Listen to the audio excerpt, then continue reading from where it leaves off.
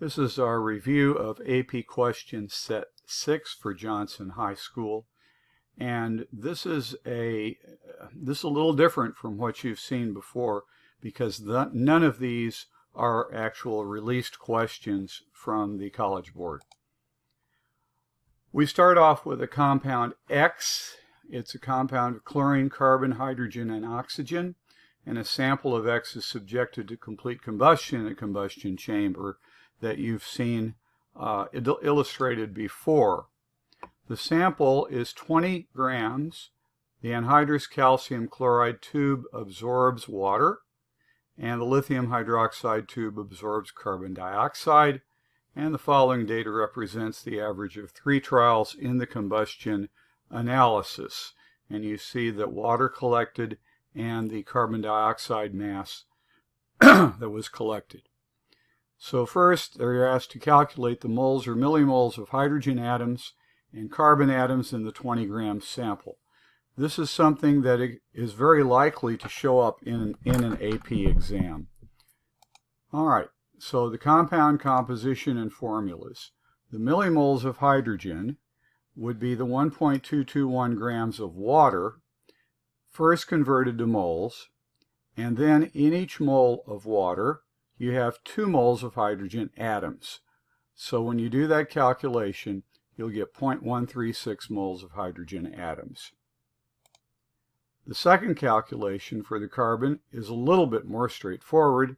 You have 11.95 grams of carbon dioxide, so you go into the mole hole first by dividing by the molar mass, 44 grams per mole, and then you see that there's 1 mole of carbon in every mole of carbon dioxide. When you do the calculation, you get 0.272 moles of carbon atoms. You immediately see that you've got twice as many moles of carbon atoms as you have of hydrogen. This is unusual in any kind of carbon-hydrogen compound, but remember there's a bunch of chlorine in here too. Additional analysis shows that the 20 grams also contains 14.46 grams of chlorine, and the remainder of the mass is assumed to be oxygen. So you want to determine the mass of the oxygen, and then from the calculations of the moles or millimoles of the chlorine and oxygen atoms, you demonstrate the empirical formula of compound X. First, we look for millimoles of chlorine in the sample, and we take the 14.46 grams, divide by the molar mass of chlorine atoms, always atoms when you're working with empirical formulas, and you get 0.407 moles of chlorine atoms. Now the mass of oxygen then must be the 20-gram sample total size, and you're going to subtract 1446 of chlorine and 3.26 grams of carbon. Remember, you get that from the number of moles or millimoles of carbon, and then 0.136 moles of hydrogen atoms must be 0.136 grams. So when you do those subtractions, you get a final product of 2.14 grams. That must be the oxygen because that's the only other thing that's in the compound. Now, we look for moles of oxygen, so we divide that 2.14 grams by the mass of 1 mole of oxygen atoms, and we get 0.134 moles of oxygen atoms. Then you may remember that since we are looking for the ratio of moles of atoms of the 4 types of elements in the compound, we would divide by the smallest number of moles, 0.134, and what do we get? Oxygen, we divide as 0.134 by 134, we get the 1. Hydrogen is so close to 1, we just call it 1. The chlorine then is 3, the carbon is 2. The result then of the empirical formula must be C2HCl3O, or you could write it C2HOCl3. Either one is fine. The substance boils at 371 Kelvin, so they find the density of the gas at 450 K in 1 atmosphere is 3.99 grams per liter. From that, determine the molar mass. Well, you probably remember the formula for determining molar mass from density. If you have, this is a Pavnert derivation, you may remember. And it's D times R times T divided by P, dirt over P.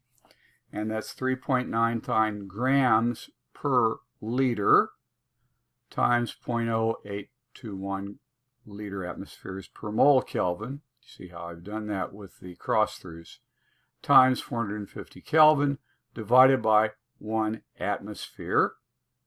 And when you see that all of the units other than grams and moles cancel out, and do the math here, quite easy, you get 147.4 grams per mole. That's the molar mass of the compound.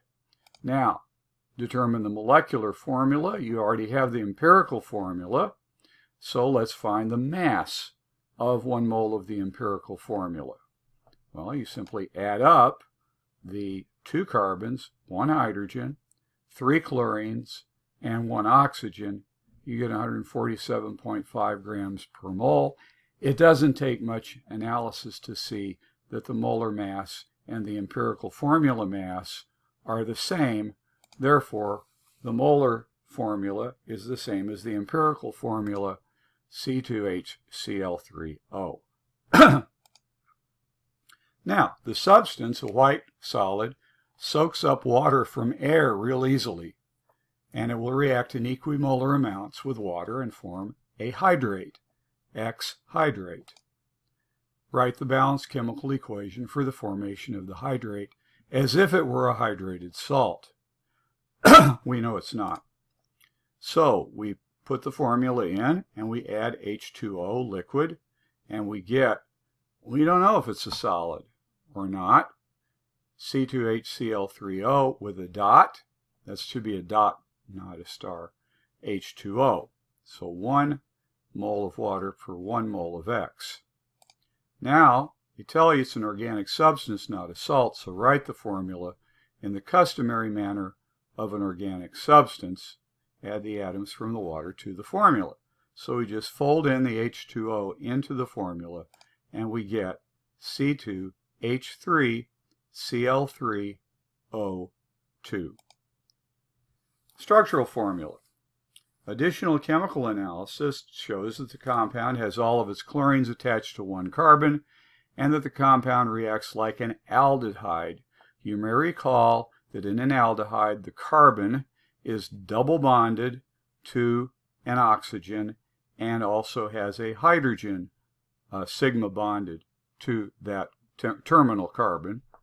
And so the only reasonable formula for compound X, corresponding with all of this information, is that the 3 chlorines on one of the 2 carbons and the double bonded oxygen on the other with a hydrogen attached to it as well.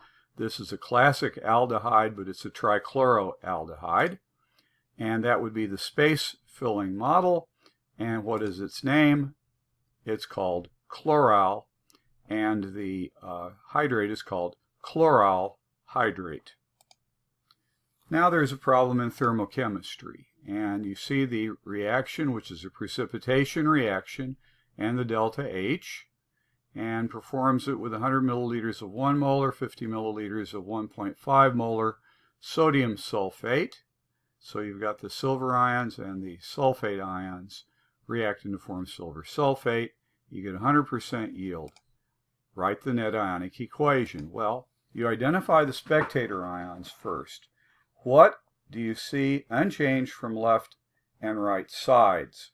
Well, you see aqueous, and anything that's aqueous on the left and right is unchanged and must be a spectator.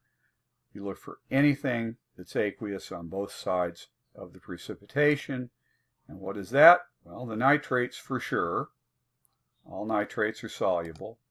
And the sodium for sure, because maybe there's 1 or 2 sodium salts that are not very soluble in water.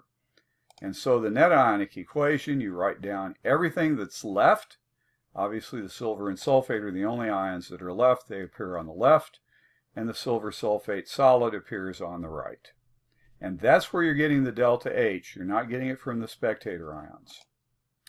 Determine the mass produced in the experiment. Well, quantities of both reactions are given.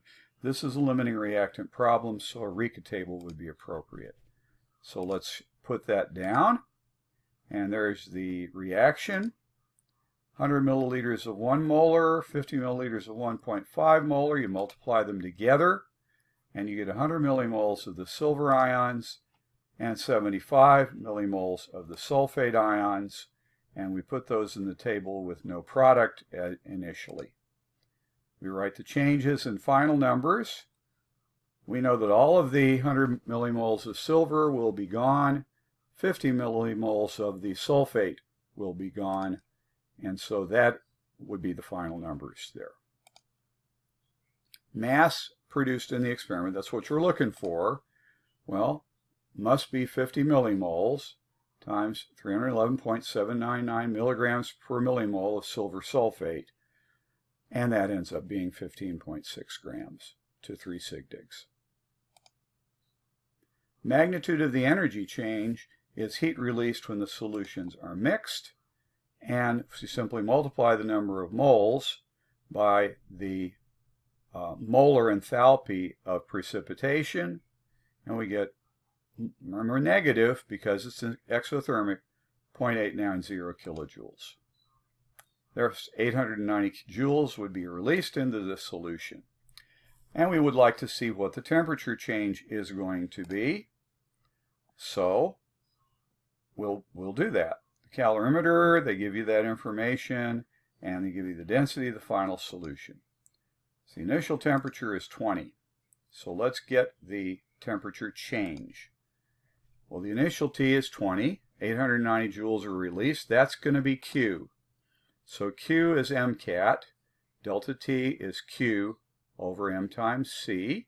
So you divide the 890 joules by the product of mass times the density times C, density times the volume times C, and you get 1.29 grams to the positive. Therefore, you add that to the 20 degrees. And then you got some more silver stuff, and they ask the question, how does this data support the observation that precipitate forms? Oh, okay. Well, you write the solution equation from the solid salt.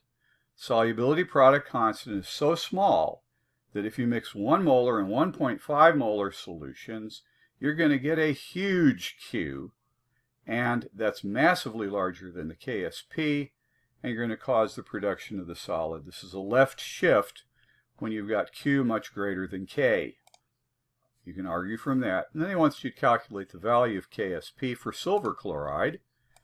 So there's the solubility of the silver sulfate. And you work with the cube there. And once you take the cube root, you get 1.8 times 10 to the negative 6 molar. The molar solubility then is half that, or 9 times 10 to the negative 7th, because it's silver sulfate has 2 silvers per unit. Now the silver chloride, same way, calculate from the KSP.